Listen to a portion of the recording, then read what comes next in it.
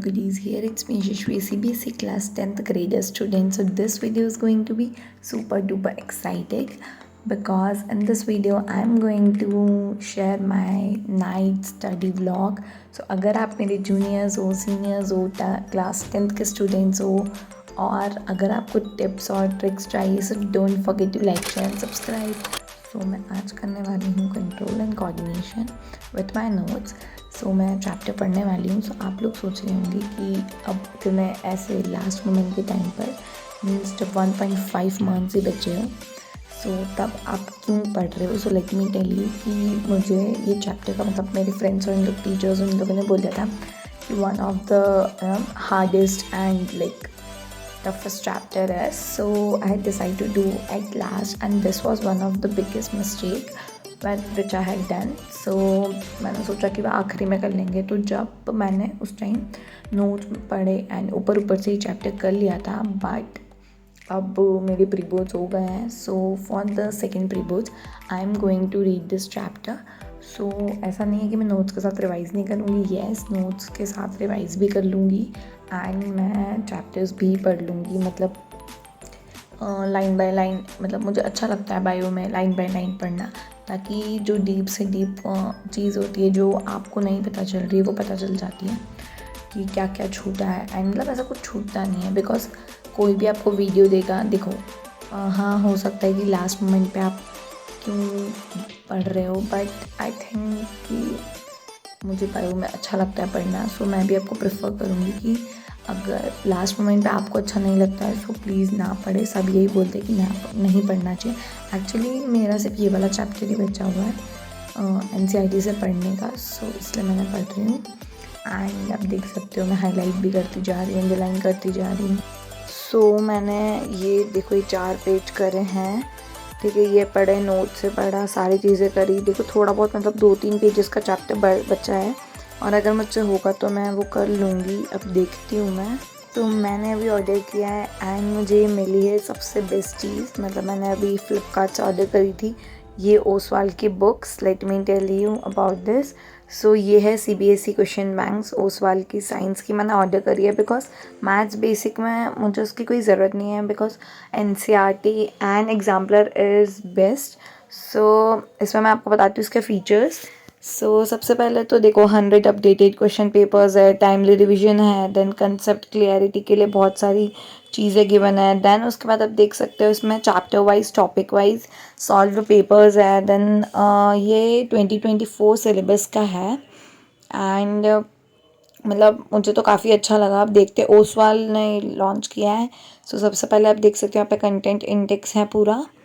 सो वो हर एक चीज़ डिटेल में दी हुई है कि मतलब वर्ल्ड ऑफ लिविंग में लाइफ प्रोसेस है, कंट्रोल कोऑर्डिनेशन से ये सारी चीज़ें. देन उसका ये तो कुछ भी नहीं है ऐसा नॉर्मल फीडबैक टाइप है. ये तो थोड़ा सा कि CBSE आपको जो सर्कुलर सबमिट करती है ना देती है वो है. देन उसके बाद आप देख सकते हो यहाँ पे सिलेबस है लाइन वाइज की हर चैप्टर से कितना मतलब हर टॉपिक से कितना आ सकता है. देन उसके बाद आगे बढ़ते हैं तो ये देखो सॉल्व पेपर्स हैं. रुको 1 मिनट 1 सेकेंड. हाँ सैम्पल क्वेश्चन पेपर्स हैं मतलब चैप्टर वाइज पूरे पेपर्स इसमें सॉल्व है एंड क्वेश्चंस आंसर्स इनके आपको पीछे मिल जाएंगे और कुछ के तो इसी में नीचे लिखे हुए हैं. अब अपन स्टार्ट करते हैं. सबसे पहले ये देखो फर्स्ट चैप्टर है केमिकल रिएक्शंस एंड इक्वेशंस. ठीक है इसमें सबसे पहले तो सिलेबस के बारे में लिखा हुआ है. देन रिवाइज कंटेंट है कि रिवाइज थोड़ा बहुत नोट्स कर सकते हो. देखो जब अपन नोट्स बनाते हैं ना तो कुछ चीज़ें रह जाती हैं तो इसमें कुछ भी नहीं बचेगा आपका. उसके बाद देन माइंड मैप्स है. देन कुछ एग्जाम्पल्स है, सब्जेक्टिव क्वेश्चन है, वेरी शॉर्ट है. देन उसके बाद हमारे पास थोड़े लॉन्ग क्वेश्चंस है. देखो अब सेकंड टॉपिक आ गया. फिर इसके रिवाइज नोट्स, फिर क्वेश्चंस, उसके थोड़ी सी टिप्स. फिर आप कैसे जैसे जो बोर्ड्स में जो टॉपर्स आंसर लिखते हैं ना तो वो ब्राउन कलर से हाईलाइटेड है और उसमें थोड़ी सी ऐसे ब्रेन की चीज़ें भी है कि आप कैसे अचीव कर सकते हो. देन कॉम्पिटेंसी क्वेश्चंस हैं, लॉन्ग क्वेश्चंस है. देखो अब 3 टॉपिक कंप्लीट हो गए. डायग्राम्स और ये सब भी है. 3 टॉपिक कंप्लीट हो गए. फिर उसके बाद अब ये जो क्वेश्चंस है ना ये सारे एक साथ ही है. देखो असर्शन रीज़न केस बेस्ड अभी पूरे चैप्टर के मिला के हैं. ठीक है डायग्राम्स है. देन उसके बाद बहुत सारे पिक्चर्स है. देन लेवल 2 है, लेवल 1 है, मतलब tough level, easy level. Then उसके बाद आप देख सकते हो क्वेश्चन पेपर का सॉल्यूशन है, सॉल्यूशंस भी गिवन है वहाँ पर ही। देन उसके बाद देखो नेक्स्ट चैप्टर आ गया, सेम माइंड मैप्स है, चैप्टर एसिड बेसिस, उसके बारे में सारी चीज़ें हैं, माइंड मैप्स, फिगर्स और ये सारी चीज़ें। अब चलो मैं पीछे का दिखाती हूँ। पीछे तो देखो वही क्वेश्चन पेपर्स हैं, ये तो सारे वही चैप्टर्स हैं, आर एनवायरमेंट और ये सब। अब देखो ये क्वेश्चन पेपर्स हैं, मतलब सेल्फ असेसमेंट पेपर्स है कि आपको कितना आता है कितना नहीं, ये सब बताएंगे वो। देन उसका ये तो आर्ट एंड, ये तो पीछे का तो कुछ इतना कुछ काम का नहीं है, आर्ट इंटीग्रेशन और ये सारी चीज़ें हैं कि मतलब आप आपके डायग्राम्स को कैसे अच्छा बता दिखा सकते हो, अगर मतलब ऐसा कुछ इतना नीड का नहीं है। देन उसके बाद देखो प्रैक्टिस पेपर्स हैं कि सारे लेवल वाइज प्रैक्टिस पेपर्स है। देन लास्ट में देखो राइट योर नोट्स, मतलब कुछ कुछ इंपॉर्टेंट चीज़ें अगर आपको लिखनी चाहो तो आप लिख सकते हो। 20 पॉइंट्स है इसमें। सो ये है ओसवाल की बुक एंड ये मुझे कॉस्ट, मतलब इसका मुझे कॉस्ट आई है 599, बट मैंने थोड़ा सा ऑफ़र में लिया था।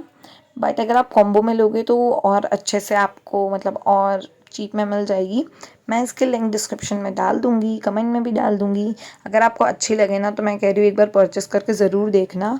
तो यही है, मैंने थोड़ी बहुत और पढ़ाई करी, नोट्स बनाए।